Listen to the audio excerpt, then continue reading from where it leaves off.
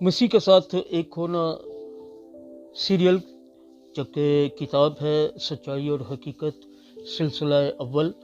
मुसन्नफ़ Jeff Woodcock साहब, Emmanuel Aslam publisher हैं, producer हैं। आवाज़ में शाहजाद शौकत। और यहाँ पर हम देखेंगे सफ़ा नंबर 9, रूह द स्पिरिट। यूहन्ना की अंजील 14वां बाब 16वीं आयत से 17वीं आयत तक खुदावंद के कलाम में यूं मरकूम है, और मैं बाप से दरख्वास्त करूँगा तो वो तुम्हें एक दूसरा मददगार बख्शेगा कि अब तक तुम्हारे साथ रहे, यानी रूह हक, जिसे दुनिया हासिल नहीं कर सकती क्योंकि ना उसे देखती है और ना जानती है।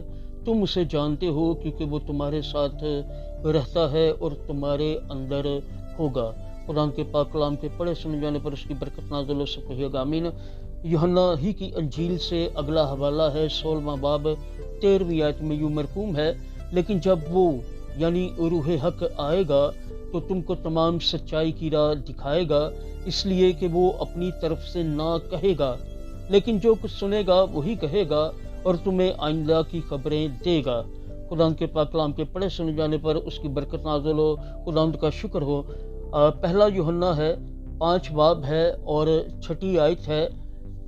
यही है जो पानी और खून के वसीला से आया था, यानी यसु मसीह। वो ना फकत पानी के वसीला से बल्कि पानी और खून के वसीला से आया था। खुदावंद के पाक कलाम के पढ़े सुन जाने पर उसकी बरकत नाज़िल हो, आमीन। खुदा का रूह सच्चाई और हकीकत का रूह है। खुदा ने अपने रूह को इसलिए भेजा है ताकि हम में कायम रहे, जिसका मतलब है कि वो हमें सच्चाई की गहराई में ले जाने के लिए हमेशा मौजूद है। रूह का काम हमें हकीकत की तरफ ले जाना है, और वो ये करने की कुदरत और ख्वाहिश रखता है। वो ये करना चाहता है। हमें यीशु की हकीकत का मज़ीद तजर्बा करने के लिए सिर्फ उसकी मर्जी, उसके तरीक़ाकार और उसके ठहराए हुए वक्त के ताबे होने की ज़रूरत है, आमीन।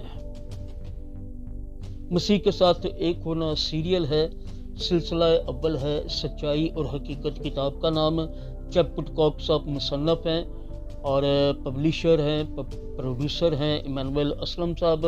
आवाज़ में शाहजाद शौकत। ये सफ़ा नंबर 9 है।